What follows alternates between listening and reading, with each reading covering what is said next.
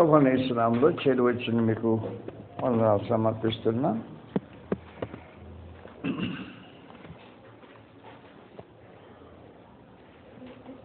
గత 3 రోజులు అనేక సంగతులు మనం గ్రంథంలో నుంచి చర్చించుకున్నాం. అందువలన మిమ్మల్ని విసిగించడానికి ఆలోచన చేయకుండా కొద్ది నిమిషాలు దేవుని సన్నిధిలో ప్రధానమైన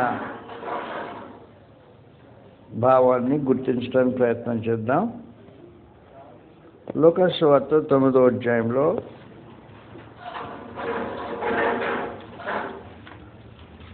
ప్రభువైన యేసు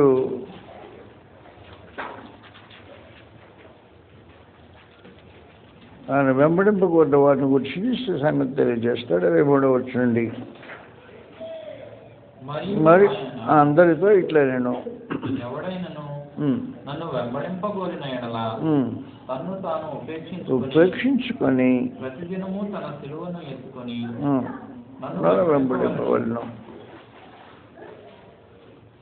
తన ప్రాణమును రక్షించుకొనగోరువాడు దాన్ని పోగొట్టుకొను, నా నిమిత్తమై తన ప్రాణం పోగొట్టుకునేవాడు దాన్ని రక్షించుకున్నాను. లోకమంతా సంపాదించి తను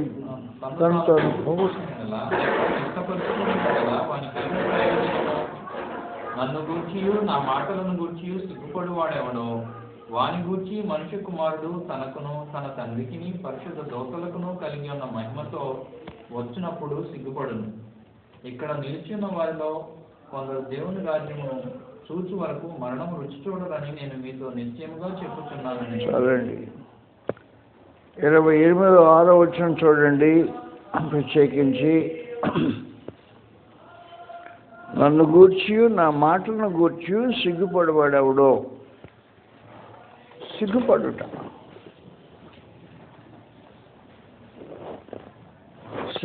సిగ్గుపడుట అనేది వ్యక్తిగతమైన జీవితంలో వేరు, ప్రభువైన యేసుకు సంబంధించిన జీవిత విధానంలో వేరు. సిగ్గుపడుట అంటే అవమానపరచబడినట్టుగా తలంచుట, అవమానకరంగా ఆలోచన చేయటం. క్రీస్తు ప్రభువు మాటలను గూర్చి నీకు అవమానం కలిగించే పరిస్థితి కాకుండా ఉండాలి. అంటే బహిరంగంగా నేను క్రీస్తుకు సంబంధించిన వాడిని చెప్పుకోలేని దుస్థితి సిగ్గుపడుట.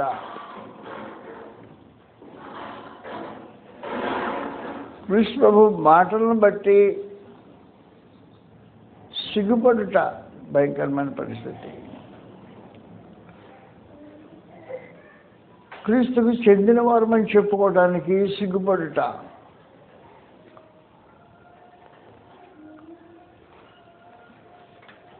వాస్తవమైన సమాచారం ఏమంటే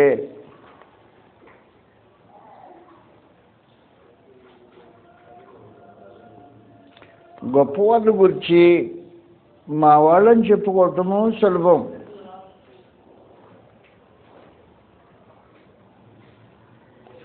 హీన స్థితిలో ఉన్నవాడు మా వాళ్ళని చెప్పుకోవటము ఆలోచన చేస్తారు మనుషులు ఆలోచన చేస్తారు.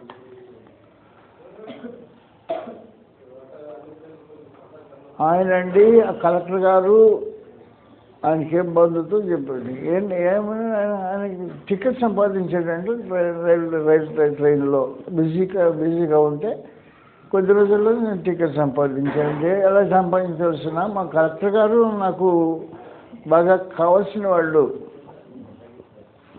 కలెక్టర్ గారు కావాల్సిన వాడంటే ఆయన గురించి గొప్పగా చెప్పుకుంటాడు.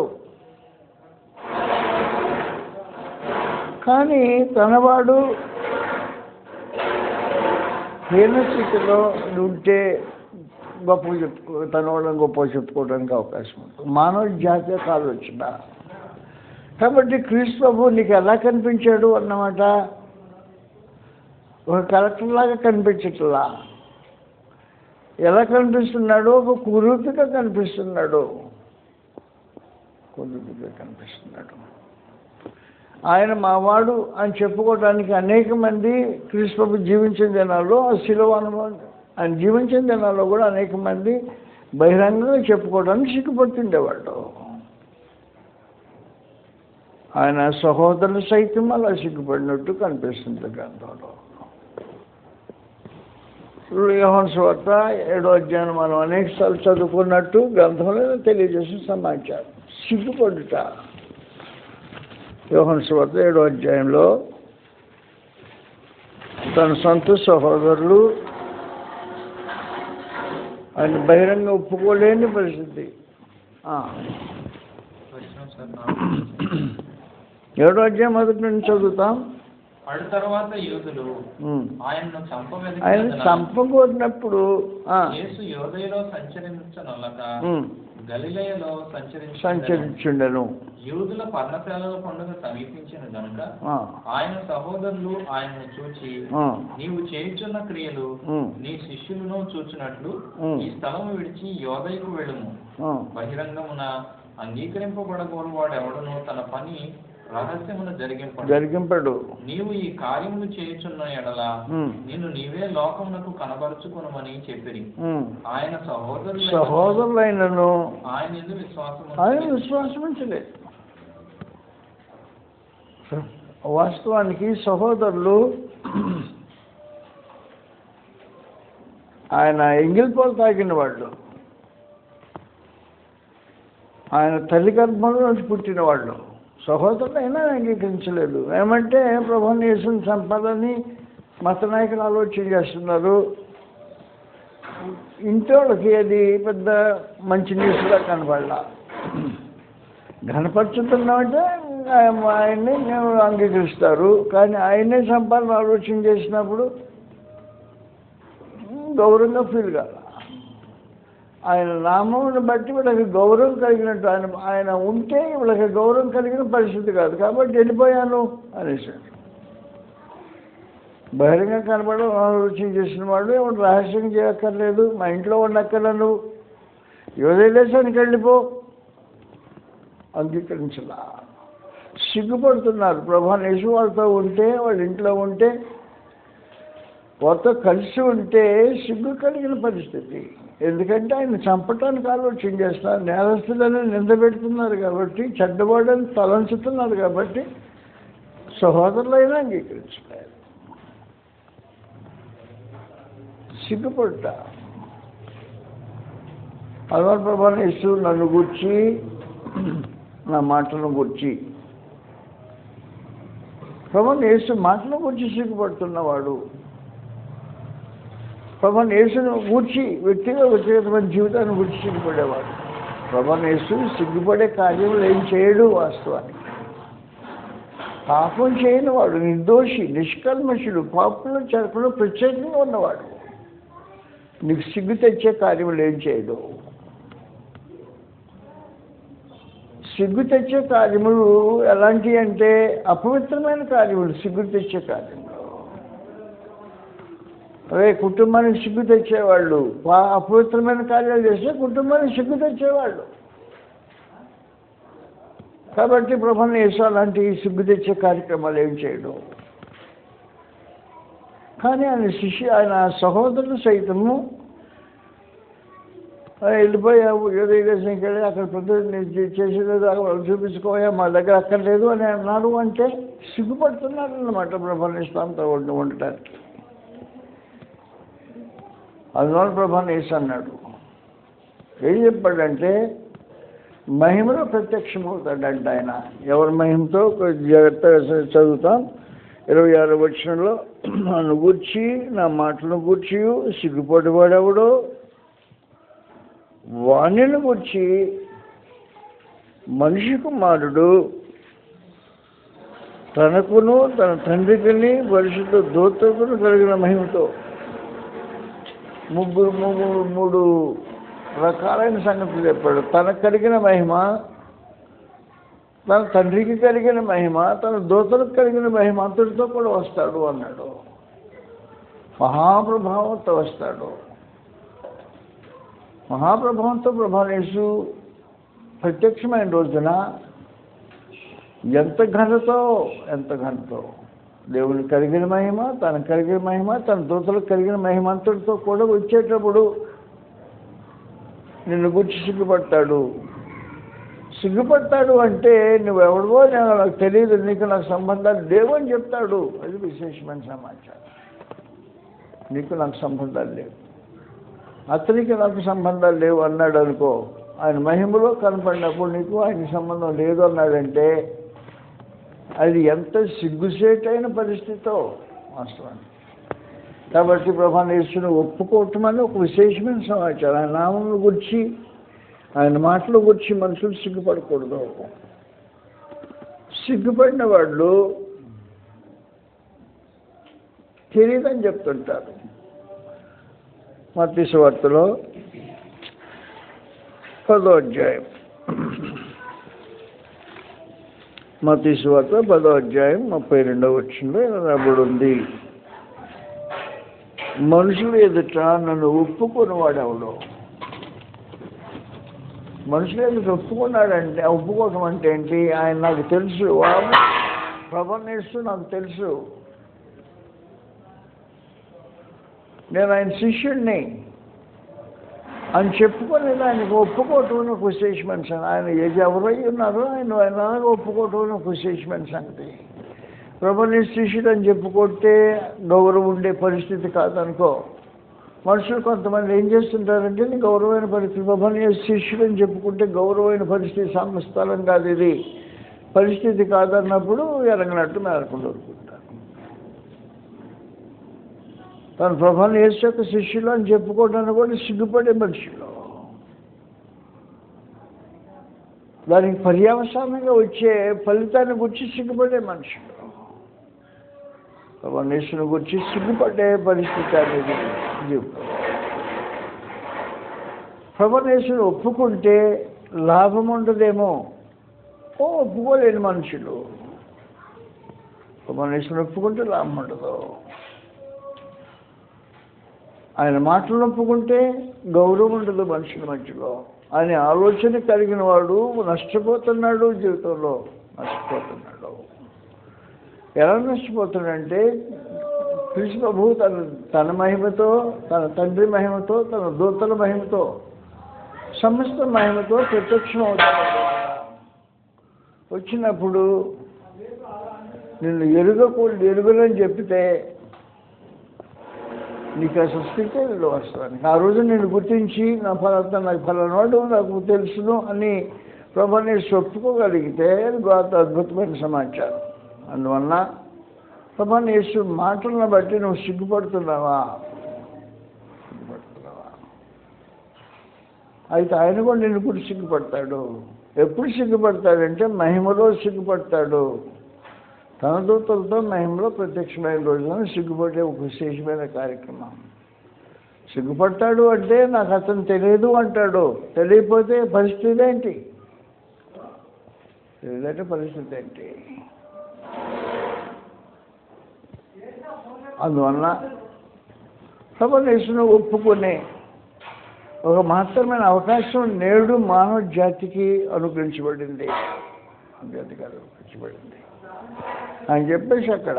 కాబట్టి 32వ వచనంలో ఏం చెప్పాడు అంటే 10:32లో మనుషుల ఎదుట నన్ను ఒప్పుకొని వాడు ఎవడో పరలోకమందున నా తండ్రి ఎదుట నేనును వానిని ఒప్పుకొందును. మనుషుల ఎదుట ఎవడు నన్ను ఎరుగనను వాణ్ణి పరలోకమందున నా తండ్రి ఎదుట నేనును నువ్వు క్రైస్తవులు అని తెలియబట్టడానికి ఇష్టం లేని పరిస్థితి మనసు కలిగిందంటే సిగ్గుపడుతున్నావు అన్నమాట. ప్రభువుని యేసు అంటే సిగ్గుపడుతున్నావు. పక్కవాడికి క్రీస్తుని గురించి మాట్లాడటానికి నీ సిగ్గుగా ఉంటే నువ్వు మాట్లాడటం మొదలెట్టు. నువ్వు క్రైస్తవులు అని మనుషులు అనుకుంటారని రోజు మూసుకొని ఉంటుంటాం. క్షేమకరమైన సమాచారం కాదు.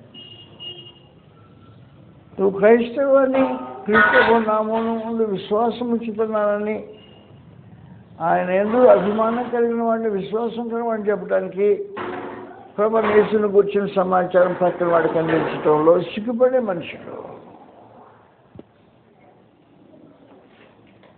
లేదు ప్రభువైన యేసుకు చెందినవాడు అని చెప్పుకోవడానికి అనుకూలంగా ఆయన కూర్చున్న సందేశం ఒక ప్రక్క వాడికి ఒక కాగితం, అది కూడా ఇటానికి సిగ్గుగా ఉంటుంది. కాబట్టి తను గూర్చి ప్రభువైన యేసును కూర్చున్న సిగ్గుపడేవాడు ఎవడో నిత్యత్వాన్ని పోగొట్టుకుంటాడు, మహిమను పోగొట్టుకుంటాడు. ఆయన సన్నిధిలో నువ్వు గుర్తింపును పోగొట్టుకుంటావు. చాలా నష్టపోతారు మనుషులు. ప్రభువుని గురించి సిగ్గుపడటం అనేది న్యాయమైన పరిస్థితి కాదు. వాస్తవమైన సమాచారం ఎలాగంటే అది శిలువ మరణం జరిగే సమయం. రోమీయులు భాషా దేశపు బలిష్టమైన హిద్దుల్లాగా వృషభములాగా నిల్చున్నారు. రోమ సైనికులు ఎత్తరి బలిష్ఠులు, సిలువేసేవాళ్ళు ఎత్తరి వీటిలో ఆయుధాలు పట్టుకొని మధ్యలో తిరుగుతుంటారు.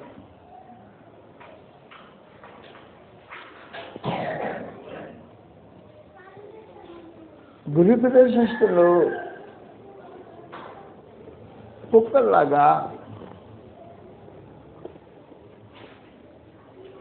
తిరుగుతుంటారు.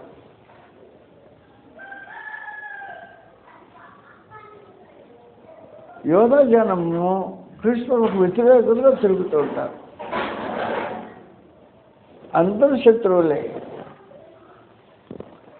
ప్రభువైన యేసుకు విరోధంగా ఆయన అవమానం చేయటానికి, హింసించడానికి, బాధించడానికి తిరుగుతుంటారు.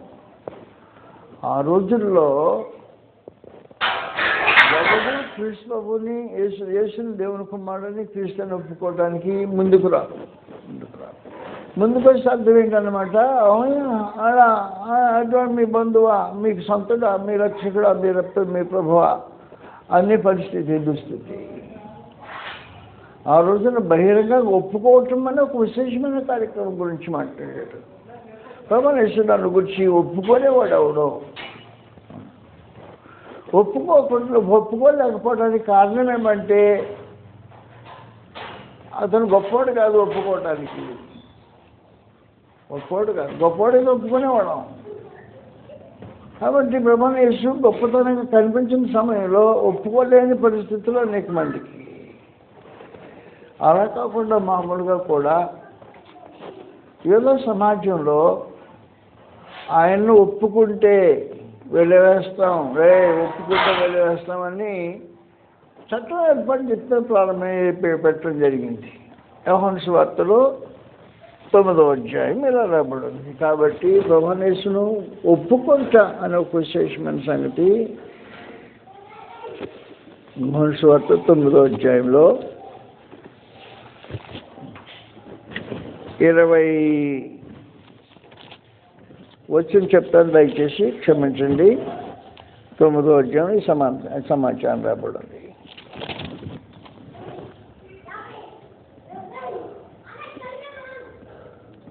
అలా ఇట్లయితే గుర్తుపెట్టుకోండి. 22వ వచనం నుండి వారి తల్లిదండ్రులు యూదులకు భయపడి ఏమని చెప్పారు, పైన చదువుతాం. అయితే 18వ వచనండి, చూపు పొందినని యూదులు నమ్మక చూపు పొందిన వాని తల్లిదండ్రులను పిలిపించి గుడ్డివాడై పుట్టినని మీరు చెప్పు, మీ కుమారుడు వీడేనా? అలాగైతే ఇప్పుడు ఎలాగ చూస్తున్నాడు అడిగిరి. అందుకు వాని తల్లిదండ్రులు వీడు మా కుమారుడనియు గుడ్డివాడుగా పుట్టిననియు మేము ఎరుగుదుము. ఇప్పుడు వీడు ఎలా చూస్తున్నాడు మేము ఎరగరా ఎరుగును. ఎవడు వీని కన్నులు తెరిచినో అదియు మేము ఎరుగము. వీడు వయస్సు వచ్చిన వాడు వీనినే అడుగుడి. తన సంగతి తానే చెప్పుకొనగలడని వానితో అని వాని తల్లిదండ్రులు యోధులకు భయపడి అలాగూ చెప్పేది. ఇది సమాచారం. ఎందుకనినా ఆయన క్రీస్తు అని ఎవరైనాను ఒప్పుకొని ఎడల వానిని సమాజంలో వేస్తారు. సమాచారం ఒప్పుకుంటే వచ్చే పర్యవసానం నష్టం వస్తుంది. సమాజ మందిరంలో వెలివేయబడతాం.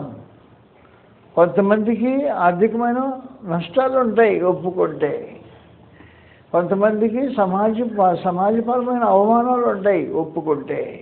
కాబట్టి ప్రభువుని యేసుని ఒప్పుకుంటే నష్టం వస్తుంది అనే భావన కలిగి ఒప్పుకోవటం మానేస్తే సిగ్గుపడుతున్నావు ప్రభువుని యేసుని వచ్చి.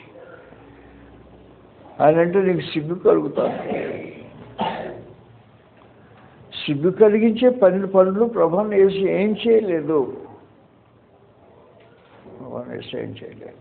సిగ్గుపడ్డా.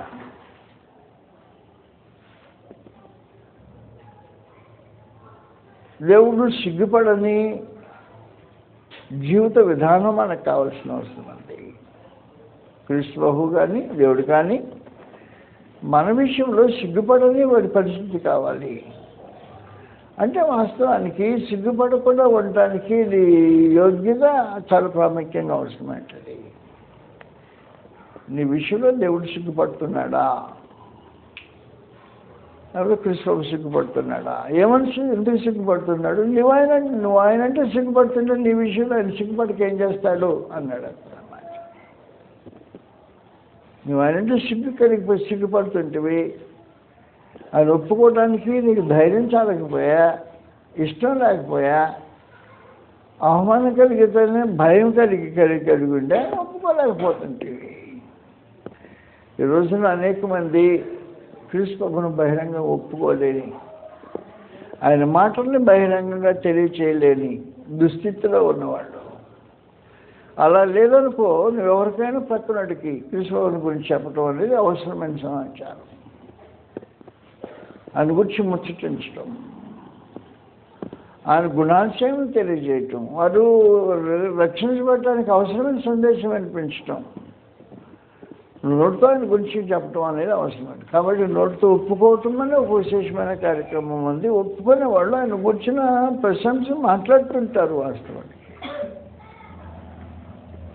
ఆయన గురించి మాట్లాడలేని దుస్థితి అన్నమాట. వాస్తవానికి కారణం ఏమంటే క్రీస్తు ప్రభు మహిమలో ప్రత్యక్షమవుతాడు. తన మహిమ, తన తండ్రి మహిమ, తన దూతల మహిమ, మొత్తం మహిమ అంతటితో అంత మహత్తరమైన మహిమలో ప్రత్యక్షమవుతాడు. ఆ రోజు నిన్ను గురించి సిగ్గుపడతాడు అని చెప్పేసి. నాకన్నీ వాడిపోయి నాకు నచ్చదు, నాకు ఇష్టం లేదు ఆయన తనంటే ఎవరో తెలియలేదు అన్నాడు అనుకో.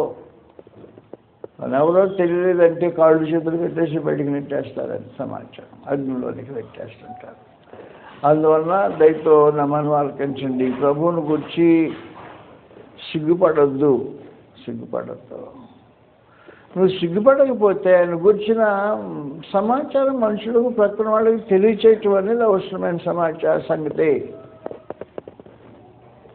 కానీ వాళ్ళకి తెలియజేయటం నీకు నోరు లేదనుకో, ఆయన గురించిన సత్యమైన సందేశము ఒక పత్రికలో మనుషులకు అందించడం అనేది అవసరమైన సమాచారం. అది కూడా ఇస్తే నేను ఫలానా అనుకుంటారేమో అని భయం వేసి మానేసే మనుషులు ఇంకా ఆయన గురించి బయటికి బహిరంగంగా ఒప్పుకోవటం లేదు అన్నమాట. సిగ్గుపడుతూ ఒప్పుకోలేని దుస్థితిలో ఉన్నారు అన్నమాట వాస్తవమైన సమాచారం. అయితే దేవుడు కొందరు గురించి సిగ్గుపడ్డాడంట. ఎవరి గురించి సిగ్గుపడ్డాడు? హెబ్రీయులకు రాసిన పత్రిక 11వ అధ్యాయంలో ఇలా రాబడింది.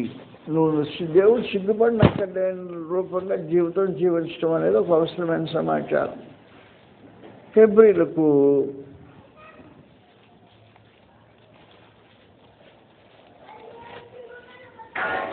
11వ అధ్యాయంలో హెబ్రీయులకు 11వ అధ్యాయంలో దేవుడు సిగ్గుపడట్లేదంటే వారి గురించి. 16వ వచనంలో అయితే వారు ఆ, మరి శ్రేష్టమైన దేశమును అనగా పరలోక సంబంధమైన దేశమును కోరుచున్నారు. అందుచేత తాను ఆ, వారి దేవుడనని అనిపించు వారి దేవుడును అనిపించుకోవడానికి దేవుడు వారి విషయమై సిగ్గుపడలేదు అన్నాడు. దేవుడికే సిగ్గు లేదంట.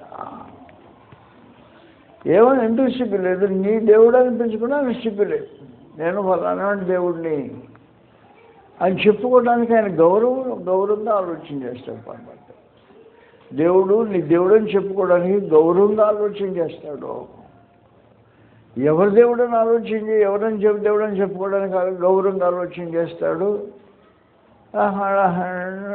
దేవుడినే కదా, నేనేమి కాదంటాడు. సిగ్గుపడితే నేను నీ దేవుడిని కాదు అని అంటుంటాడు. ప్రత్యేకించి ఎవరి దేవుడు అనుకోవడం సిగ్గుపడలేదని చెప్పేసి ప్రత్యేకించి నేను వారి దేవుడు నేను అని ఆయన సిగ్గుపడకుండా చెప్పే 13వ వచ్చింది సమాచారం రాబడి ఉంది. జాగ్రత్త గుర్తుపెట్టుకోండి.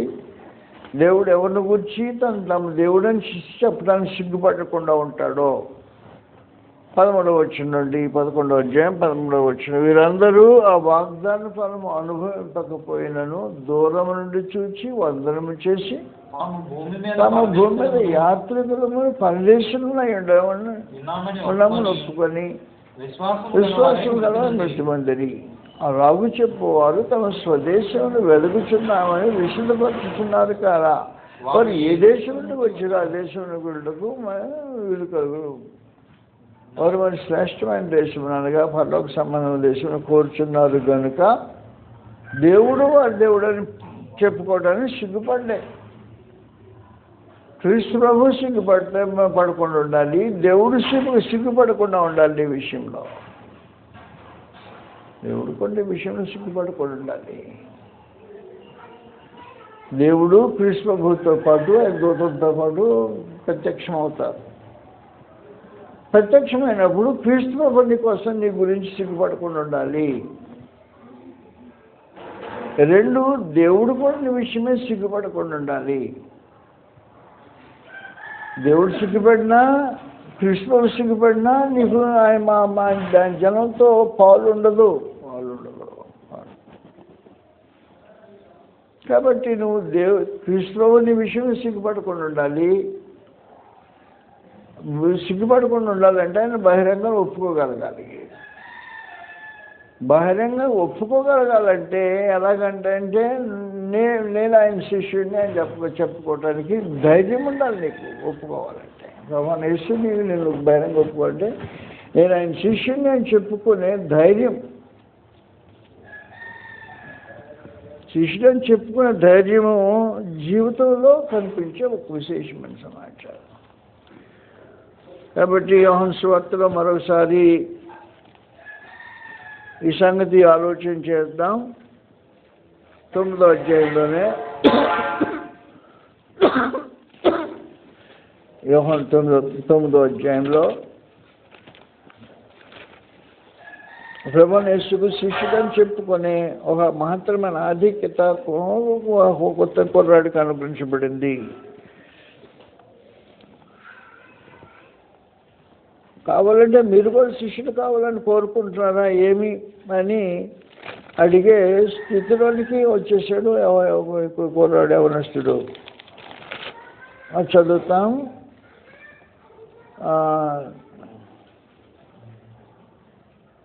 9వ అధ్యాయంలో యోహాను సువార్త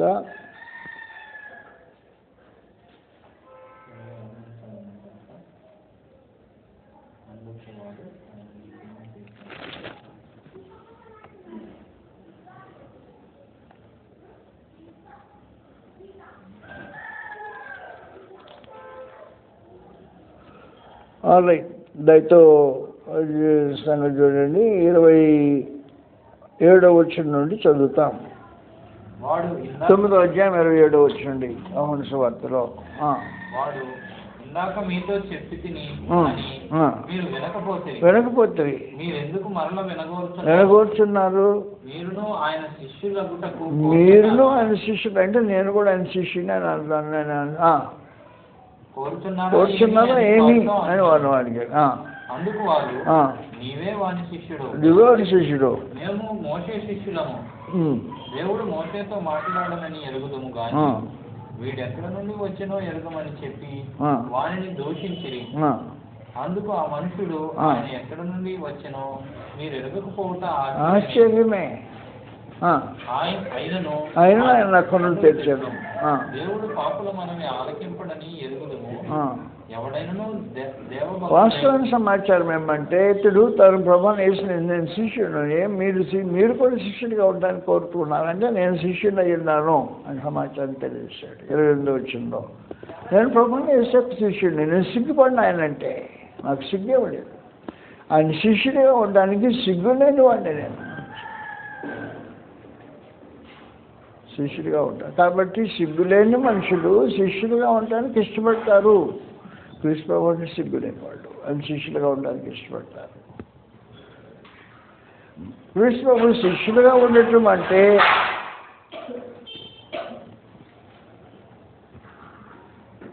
క్రైస్తవులు అంటానికి సిగ్గుపడని విశేషమైన సంగతి.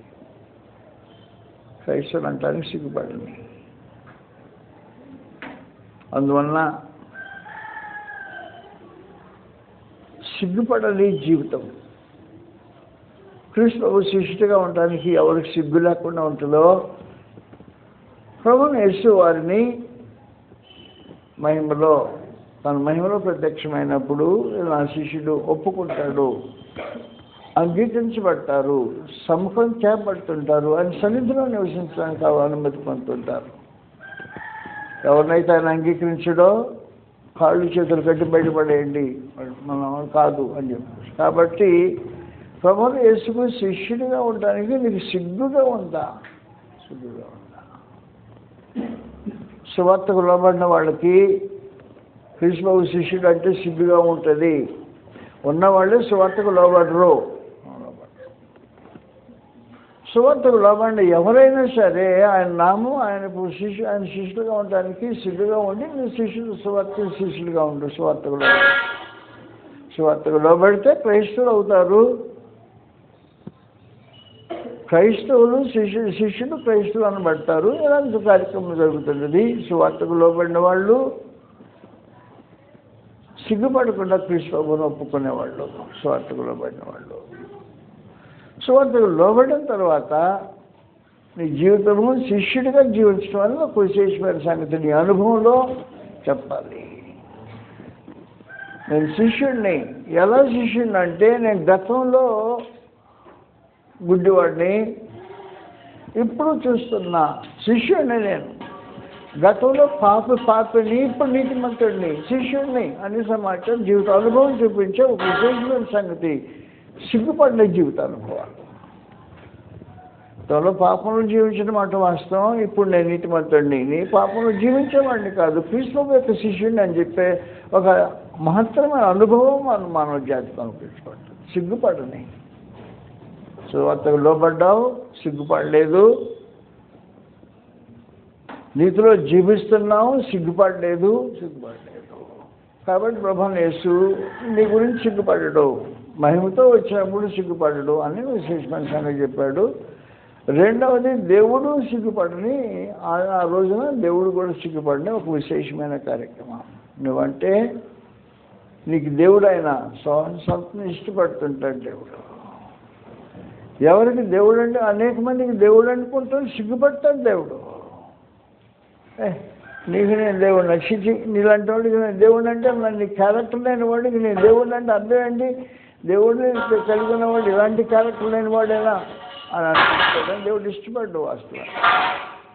అందువలన 11వ వచనం నుండి 11వ అధ్యాయంలో హెబ్రీ 13వ వచనంలో ఏం చెప్పాడంటే వీరందరూ అబ్రహాము ఇస్సాకు యాకోబుల గురించి మాట్లాడుతున్న సందర్భం, వీరందరూ ఆ వాగ్దాన ఫలం అనుభవించకపోయినను దూరం నుండి చూచి వందనం చేసి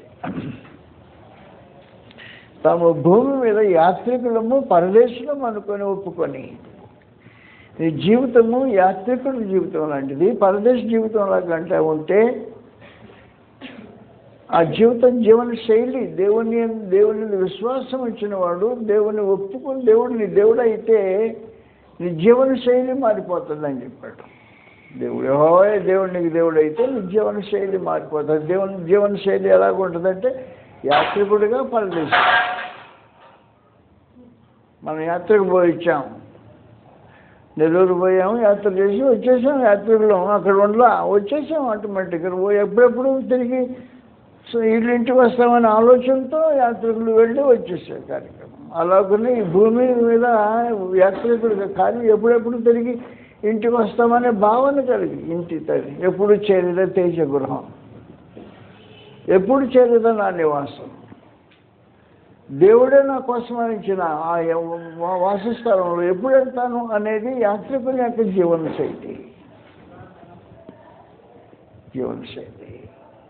కాబట్టి యాత్రికులు పరలోకానికి సంబంధించిన సంగతులు ఆలోచించేసేవాడు యాత్రికులు. పరలోక జీవన శైలి కలిగిన వాళ్ళు యాత్రికులు. అలాంటి వాళ్ళని అంటే దేవుడు సిగ్గుపడ్డు అన్నాడు. స్వదేశంలో ఎదుగుతున్నామని విశుద్ధపరుచుతున్నారు కారా, వారు ఏ దేశంలో వచ్చారో ఆ దేశంలో జ్ఞాపకం ఉంచుకున్నట్టయితే తిరిగి వెళ్ళడానికి అవకాశం ఉంటుంది. జ్ఞాపకం లేని వాళ్ళు తిరిగి వెళ్ళడానికి అవకాశం ఉండదు. జ్ఞాపకం లేని వాళ్ళు తిరిగి వెళ్ళడానికి అవకాశం ఉండదు.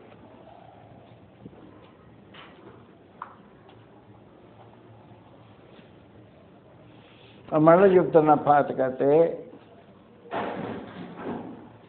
ఇది మా ఊళ్ళో జరిగిన, నేను పుట్టిన ఊళ్ళో జరిగిన ఒక కథ. ఒక కథ కాదు, ఇన్సిడెంట్.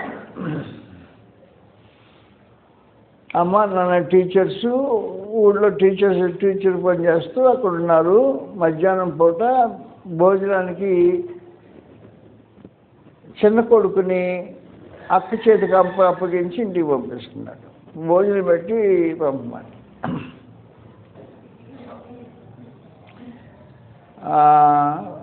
షిప్పర్ అమ్మాయి పేరు, తమ్ముడి పేరు నాకు తెలియదు. తమ్ముడిని వెంట పెట్టుకొని తీసుకొచ్చి భోజనం పెట్టేసి ఇంటికి తీసుకురావడం బాధ్యత. తమ్ముడిని చేతిలో ప్రేమతో తీసుకొస్తా ఉంది. తీసుకొస్తా ఉండేటప్పటికి వెనక నుండి ఒక కోయావిడ తన బుట్టలో నుంచి ఏవో తీసి చాక్లెట్లు లాంటివి ఆ బిడ్డ చేతి పెట్టింది. తమ్ముడు తెలియకుండా అక్క నోట్లు వేసుకుంది. కొంచెంసేపు అయిన తర్వాత వెంటున్న తమ్ముడు దూరం అయ్యాడట. దూరం అయిపోయాడు. ఆడు ముందుకు వెళ్తాడు, వెనక్కి వెళ్తాడు. వేరైపోయింది. లేకపోతే తన ముందు తమ్ముడు వెనక్కి వెళ్ళిపోతున్నాడు. ఈడు వెళ్తున్నారు, ముందు వెళ్తుంది, ఏడుస్తూ ఉన్నాడు. కానీ పట్టించుకోవాలా, వెళ్తా ఉంది. ఇంటి దగ్గర రాలా, తమ్ముడు ఇంటి దగ్గర తీసుకురాలా. డేవిడ్ వాళ్ళు ఇంట్లో వాళ్ళు ఉంటారు అమ్మోళ్ళలో. వెళ్ళిపోయింది. కోయిలు వెళ్ళిపోయి ఊళ్ళో గల్లీ నుంచి నేరుగా వెళ్ళిపోయింది. చెరువు బయటికి వెళ్ళిపోయింది. కొడుకు తమ్ముడిని వదిలిపెట్టేసింది. ఇక ఆలోచన చేస్తామని కోయిదాన్ని అడ్డపడింది అమ్మాయి. కోయిలు అడ్డిపోతుంది. ఏ దేశం నుండి వచ్చినా దేశం మర్చిపోయింది. ఏ ఇంటికాడి నుంచి వచ్చిందో ఇంట్లో మర్చిపోయింది. అంటామండి. ఊరు దాటిపోయింది. ఊరు చెరువు మంచినీళ్ళ చెరువు దాటిపోయింది. మంచినీళ్ళ చెరువు దగ్గరికి ఈ అమ్మాయి అయిపోయింది. వీడు ఏడ్చుకుంటుండే సంగతి ఏమైపోయిందని సంగతి విచారిస్తే కానీ జరిగిన సంగతి తెలిసిపోయింది. కోయిదాన్ని అడ్డుపోయింది ఈ అమ్మాయి. కాబట్టి వాస్తవానికి ఏం జరుగుతుందంటే కోయిదాని మందు బిళ్ళలు లేకపోతే పంచదార బిళ్ళలు తిన్న స్వదేశాన్ని ఎలా మర్చిపోయి ఎక్కడి నుంచి వచ్చిందో ఈ దేశాలను స్థలాన్ని మర్చిపోయి ఎట్టు కోయిదాన్ని వెంటబడిందో ఈ రోజున మనుషులందరూ దాదాపుగా ఎక్కడి నుంచి వచ్చారో ఆ దేశాన్ని జ్ఞాపకం చేసుకోకుండా, పరలోకాన్ని జ్ఞాపకం చేసుకోకుండా కోయిదాని యొక్క మత్తు బిళ్ళలతో జీవితాన్ని కొనసాగిస్తున్నారు. దేవుడిని దేవుడు అనిపించుకోవటానికి ఆయన సిగ్గుపడతాడు. అందువల్ల వాస్తవానికి లోకపు మత్తు, అపవాది యొక్క మత్తు మందులో పడి ఈ లోకమే శాశ్వతమైనది అనుకుంటూ, ఈ లోకమే శరేసుకొని బ్రతుకుదాం అనుకుంటూ, ఈ లోక సంబంధం జీవిత విధానం జరిగించే వాళ్ళు పోయిదాన్ని మొత్తు బిళ్ళలో ఉన్నారు. ఆ మొత్తు బిళ్ళ ప్రభావం ఉన్నాడు. తమ్ముడు వెళ్ళేది ఎక్కడున్న తమ్ముడు తెలిసి తల్లిదండ్రులు వదిలిపెట్టేసింది, తమ్ముడిని వదిలిపెట్టేసింది, ఇల్లు దగ్గరకు వస్తే ఇల్లు వదిలిపెట్టేసింది. దాని అటువంటిది అలాగున్నా ఇప్పుడు ఏం జరుగుతుందంటే, ఏ దేశం నుండి వచ్చారో ఆ దేశం జ్ఞాపకం లేకుండా పోయింది. ఎక్కడి నుంచి వచ్చాం, ఎక్కడికి వెళ్ళాలి, ఎవరిని వాళ్ళు అనే సంగతి మర్చిపోయిన దుస్థితి ఈ లోకంలో ఉన్న దుస్థితి. దేవుడు అలాంటి వాళ్ళకి దేవుడు కాదు. అలాంటి వాళ్ళని గురించి దేవుడు ఏమంటాడు, నేను నా దేవుడు అంటే నాకు సిగ్గుగా ఉంటుంది అంటాడు. ఎవరిని గురించి దేవుడు సిగ్గుపడకుండా ఉంటాడు అంటే, ఏ దేశంలో వచ్చిరో ఆ దేశంలో జ్ఞాపకం అందించిన వాళ్ళ మళ్ళీ తిరిగి వెళ్ళడానికి అవకాశం ఉంటుంది. వారి శ్రేష్టమైన దేశంలో అనగా పరలోక సంబంధమైన దేశంలో కోరుచున్నారు కనుక దేవుడు వారి దేవుడు అనిపించుకోవడానికి సిగ్గుపడు. పరలోక సంబంధం దేశాన్ని కోరుకున్న వారికి దేవుడు అనిపించుకోవడానికి సిగ్గుపడడు. దేవుని సిగ్గుంటుతావు. నువ్వు పరలోక సంబంధమైన దేశాన్ని గురించి ఆలోచించకుండా, ఆరోపణ జీవిత విధానం కొనసాగించకుండా ఈ లోకమే అనుకునే రోజుల్లో కారణం ఏంటంటే పోయేదాని మొత్తం బిళ్ళ యొక్క ప్రభావంలో ఉన్నావు అన్న సమాచారం. పోయేదాని యొక్క మొత్తం బిళ్ళల ప్రభావం నీ జీవితాన్ని వశం చేసుకుంది. వశం చేసుకున్న కారణాన ఆధారనే పెడతారు. ప్రక్కన ఇల్లు ఉంది, నువ్వు ఉండే ఇల్లు ఉంది, ఆ దారి కూడా ప్రక్కనే దారి ఉంటే దాన్ని బట్టి వెళ్ళిపోయింది. ఏ దేశంలో వచ్చినా దేశం జ్ఞాపకం రాలి. ఏ ఇంటికాడ నుంచి వచ్చా నీకు ఇల్లు కూడా జ్ఞాపకం రాలేదు. దాన్ని తమ్ముడిని వస్తే వాడు కూడా నీకు తోడుగా లేడా. నీ తల్లిదండ్రులను పంపించారు, వాళ్ళు కూడా బయలుదేరా. కాబట్టి వాస్తవానికి దేవుని విడిచిపెట్టి, క్రీస్తుని విడిచిపెట్టి, పర్లోక సౌభాగ్యాన్ని విడిచిపెట్టి, పర్లోక సంతోషకాలు నేర్పించి వాగ్దానం వదిలిపెట్టేసి లోక సంబంధమైన మనుషులుగా జీవించే వాళ్ళని దేవుడు అంటే సిగ్గుపడతాడు. దేవుడు నీకు దేవుడని నేను చెప్పుకోవడానికి సిగ్గుగా ఉంటుంది. దేవుడు సిగ్గుపడతాడు. క్రీస్తుని ఒప్పుకోలేని వాడిని గురించి క్రీస్తు సిగ్గుపడతాడు. అంటే ఒక సంగతి, దేవుని రాజ్యాన్ని, దేవుని సముఖాన్ని, దేవుని వ్యక్తిత్వాన్ని, సహవాసాన్ని వదులుకొని నేను గురించి నీ దేవుడు అని చెప్పుకోవడానికి సిగ్గుపడుతుంటాడు. జాగ్రత్త గుర్తుపెట్టుకోవాల్సిన అవసరం ఉంది. నేను మీకు కథ చెప్పాలా, వాస్తవమైన సంగతి చెప్పాను.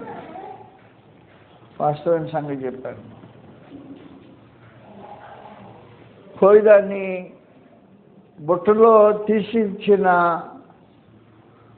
ఆ తీపి బిళ్ళల ప్రభావం ఏం చేసిందంటే కొంచెంసేపట్లో, ఎక్కువసేపట్లో కాడ దాంట్లో నడుచుకుంటూ వచ్చేంత తొందరగా ఇంటి దగ్గరకు వచ్చే లోపల ప్రభావం ఏర్పడిపోయి తనే తన మేలు కోరిదన్నట్టు, తన్నే వెంబడించాలన్నట్టు కోయిదాన్ని వెంటబోయిన షిపోరా. అమ్మాయి పేరు కూడా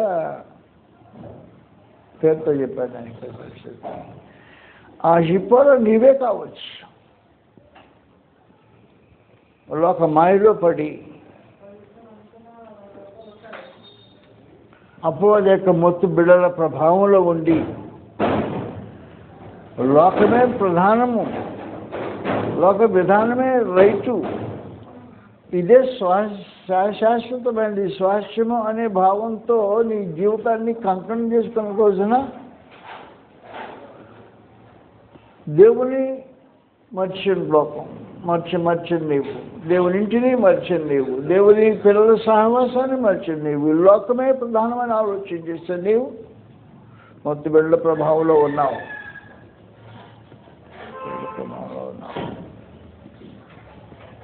దేవుడు దీని గురించి సిగ్గుపడతాడు. అయ్యో ఇలాంటి వాడికి నేను దేవుడినా కారణం అంటే ఎందుకు సిగ్గుపడ్డాడంటే ఎవరి గురించి సిగ్గుపడ్డాడంటే ఎవరి కోసం దేవుడు తన పట్టణాన్ని నిర్మాణం చేశాడో, పట్టణం నీకోసం నిర్మాణం చేస్తున్నాడు. నిర్మాణం చేసిన పట్టణంలో నీకోసం నిర్మాణం చేసిన పట్టణం నీ ఉండటానికి, నీకోసం నిర్మాణం చేసిన పట్టణం నీ ఉండటానికి, దేవుడు ఉండటానికి కాదు. దేవునికి పట్టణం నిర్మాణం చేసే కార్యక్రమం ఆయన పెట్టుకోలేదు. పరలోకమే శాశ్వతంగా దేవుని సమకాలం ఎంతకాలం ఉన్నాడో అంతకాలం ఉండేది పరలోకమే. నీకోసం పట్టణం నిర్మాణం చేశాడని చెప్పాడు. చెప్తే వచ్చిన చివరి వచ్చిన చదువుతాం. కాబట్టి దేవుడు ఎవరి గురించి సిగ్గుపడడు అనే సమాచారం గురించి మాట్లాడుతూ ఎందుకు సిగ్గుపడడు అంటే చివరి వచ్చిన ఆయన వారి గురించి దేవుడు అని కూడా సిగ్గుపడ్డాడు. ఎలా అనగా ఆయన వారి కొరకు ఒక పట్టణం సిద్ధం చేస్తున్నాడు. దేవుడు నీకోసం ఒక పట్టణమే సిద్ధం చేశాడు. పట్టణం సిద్ధం చేశాడు.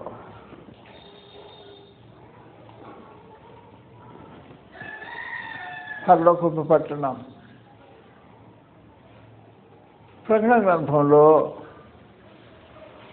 22వ అధ్యాయంలో పరలోకపు పట్టణం అని సిద్ధపరచబడిన పట్టణాన్ని గురించి మాట్లాడి 21వ అధ్యాయం 9వ వచనం నుండి ఆయన పట్టణాన్ని గురించి మాట్లాడటం ప్రారంభించాడు. అద్భుతమైన పట్టణం అది.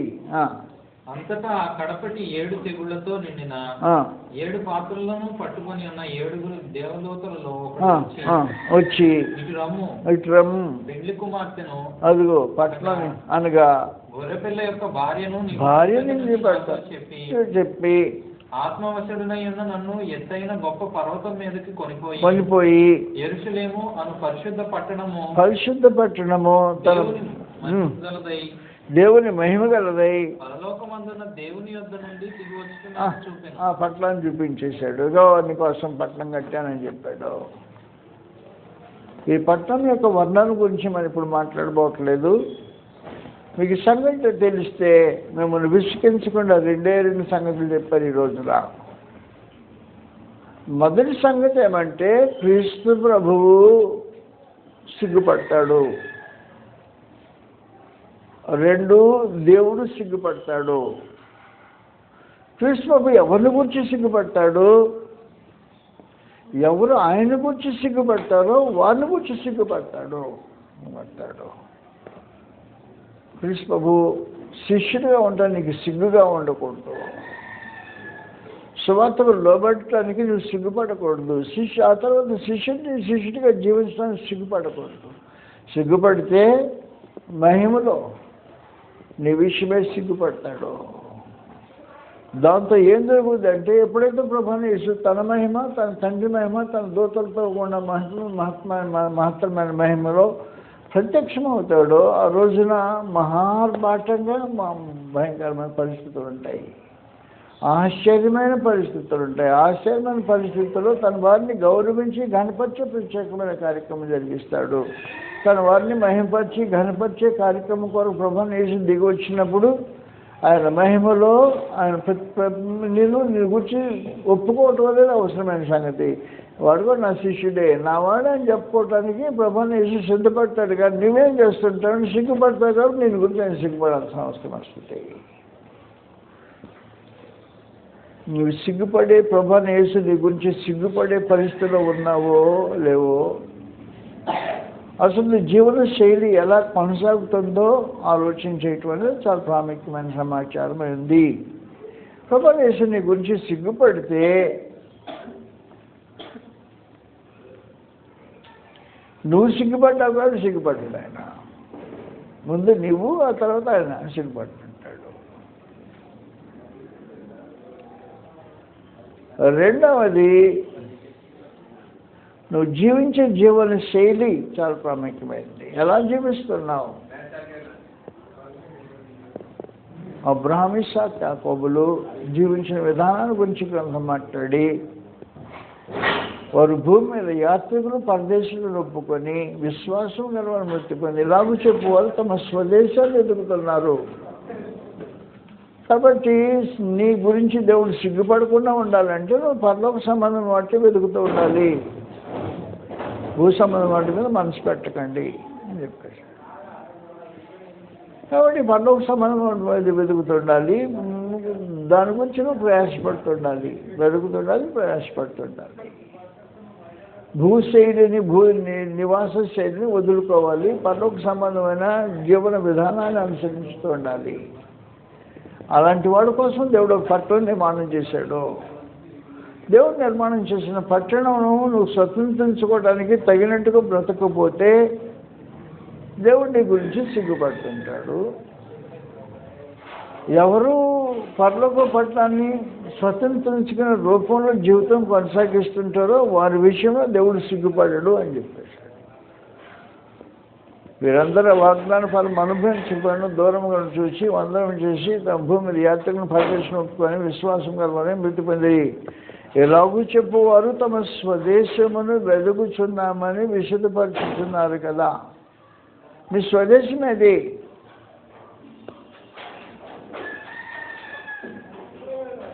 వారు ఏ దేశం నుండి వచ్చారో ఆ దేశంలో జ్ఞాపకం ఉంచుకునేళ్ళు తిరిగి వెళ్ళడానికి అవకాశం ఉంటుంది. జ్ఞాపకం లేని వాళ్ళు తిరిగి వెళ్ళే అవకాశం ఉండదు. జ్ఞాపకం లేని వాళ్ళు తిరిగి వెళ్ళారు. అది మధ్యాహ్నం భోజనం వేళ, స్కూల్ అయిపోయింది. చిన్న తమ్ముడిని అక్కతో పంపించేసారు ఇంటికి భోజనం పెట్టి తీసుకురమ్మని. మా అమ్మ నాయన అక్కడ ఉన్నారు, పెద్ద తమ్ముడు ఉన్నాడు, చిన్న బిడ్డవాడు అమ్మట ఉన్నాడు. ఇల్లు దగ్గరకు వచ్చింది, అందరిని మర్చిపోయింది. అందరినీ మర్చిపోయింది. అన్ని బాంధవ్యాలు తగ్గిపోయింది. బాంధవాలు తెగిపోయాయి. తల్లిదండ్రులతో బాంధవ్యం చేయిపోయింది, పక్కనుండే తమ్ముడితో బాంధవ్యం చేయిపోయింది, పక్కన దగ్గరకు వచ్చి ఇల్లుతో బాంధవ్యం చేయిపోయింది. ఏ దేశం నుంచి వచ్చిందో దేశం జ్ఞాపకం రావట్లేదు. వాస్తవానికి జ్ఞాపకం రావట్లేదు అంటే కొంటే గుర్తొస్తుంది. తను అమ్ముడు పోతూనే గుర్తొస్తుంది. ఆమె అటు వెళ్తుందో అటు పడుతున్నాను.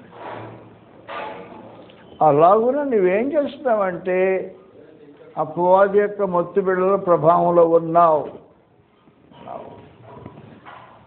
అందువల్ల ఎప్పుడు చూసినా ఈ లోకము, లోక చర్యలు, లోక కార్యక్రమాలు, లోక సంబంధమైన బాంధవ్యాలు ఇవన్నీ భౌతికమైనవే. ఆత్మ సంబంధం అనేది లేదు నీకు. దేవుడు నేను గురించి సిగ్గుపడతాడు. ఆయన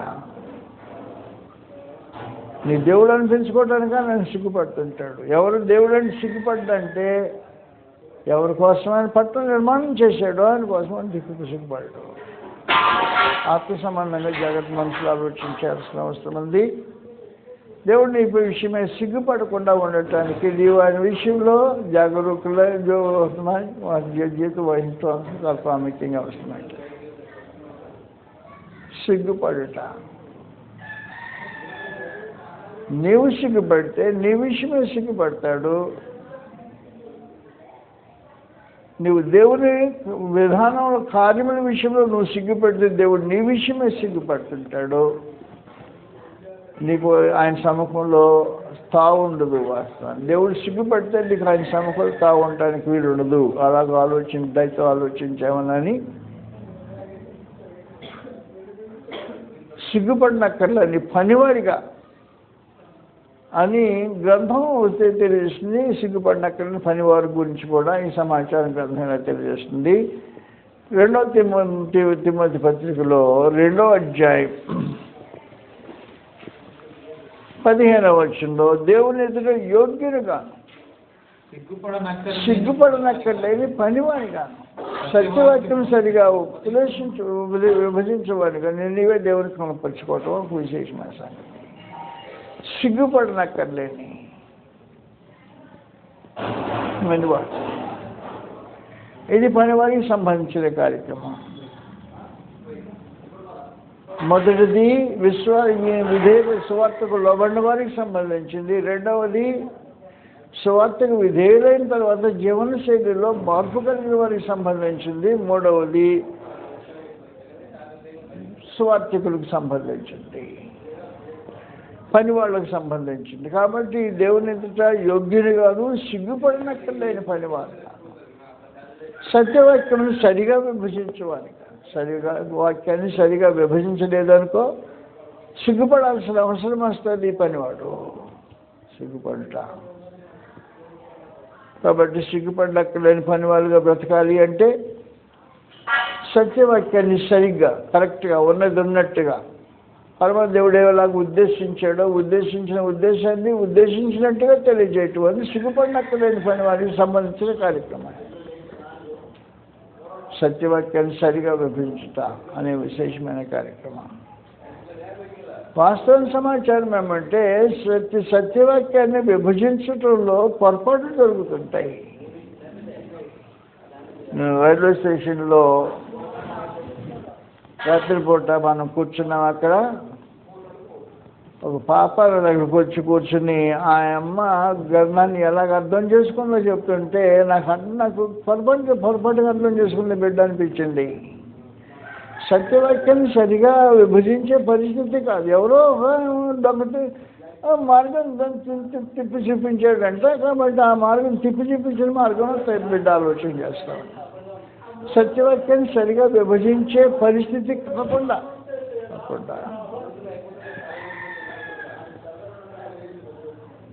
వచ్చిన యవనస్తుడు కూడా అలాగ ఆరోగ్యం చేయటం మొదలెట్టాడు. మా నాయనకి మేము 3 పిల్లకాయలు, ముగ్గురికి 3 పేర్లు ఉన్నాయని చెప్పేశాడు. కాబట్టి 3 పేరు తండ్రికి 3 బిడ్డలు ఉంటే 3కి 3 పేర్లు ఉంటాయి కదా అన్నట్టు. కాబట్టి విశ్వాసులకు ఒక్కొక్క సంఘానికి ఒక పేరు ఉంటుందనే ఉద్దేశంతో మాట్లాడుతున్నాడు. సత్యవాక్యాన్ని సరిగా విభజించే పరిస్థితి కాదు. కాబట్టి సత్యవాక్యాన్ని సరిగా విభజించకపోతే సిగ్గుపడాల్సిన అవసరం వస్తుంది అని. అందువల్ల దయతో మన వాళ్ళకంటే సిగ్గుపడటం అని ఒక దుస్థితి అటు క్రీస్తు ప్రభువుకి, ఇటు మనుషులకు, అటు దేవునికి, ఇటు దేవుని విశ్వాసం ఉంచిన వారికి, ఆఖరికి పని వారికి కూడా సిగ్గుపడే పరిస్థితులు ఉంటాయి. జాగ్రత్త గుర్తుపెట్టుకోవాల్సిన అవసరం ఉంటుంది. క్రీస్తు ప్రభువుని గురించి నువ్వు సిగ్గుపడొద్దు. ఆయన శిష్యుడిగా ఉండడానికి సిగ్గుపడొద్దు. శిష్యుడిగా ఉండడానికి ఎవరు సిగ్గుపడతారో వారిని గురించి ప్రభువు యేసు సిగ్గుపడతాడు. సువార్తకు విధేయత చూపించడంలో సిగ్గుపడకూడదు. ఎవరు సువార్త విషయంలో విధేయత చూపించడం సిగ్గుపడతారో క్రీస్తు వారి విషయంలో సిగ్గుపడతారు.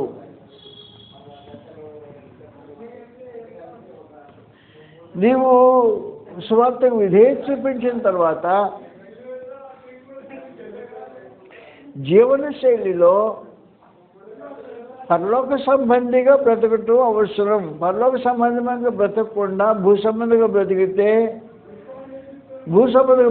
నీవు దేవుడి విషయమే సిగ్గుపడతావు, దేవుడు నీ విషయమే సిగ్గుపడుతుంటాడు. పనివాడిగా గ్రంథాన్ని సరిగా విభజించకుండా బోధించితే నీవు సిగ్గుపడాలి, నీ విషయమే దేవుడు సిగ్గుపడుతుంటాడు. కాబట్టి సిగ్గుపడక్కర్లేని పనివారుగా సత్యవాక్యాన్ని సరిగా విభజించేవారుగా బ్రతకటం అనేది ఒక అవసరమైన సమాచారం. జాగ్రత్త గుర్తుపెట్టుకొని సువార్తకు లోబడండి, క్రీస్తు ప్రభు శిష్యులై ఉండండి, సిగ్గుపడొద్దు.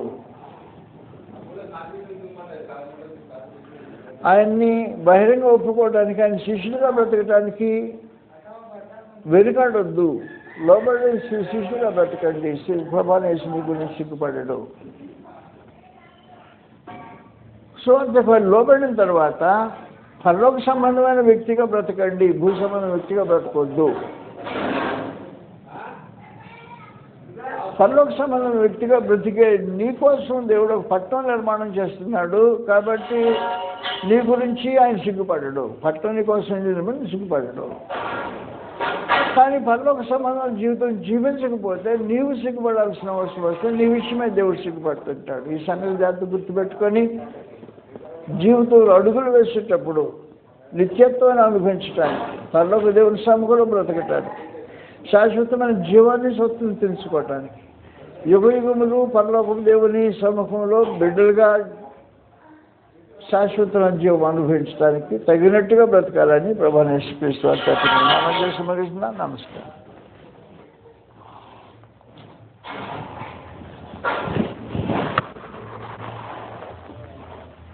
సిలువ ధ్యాన గీతంలో నుండి 108వ పాట పడుతున్నారు.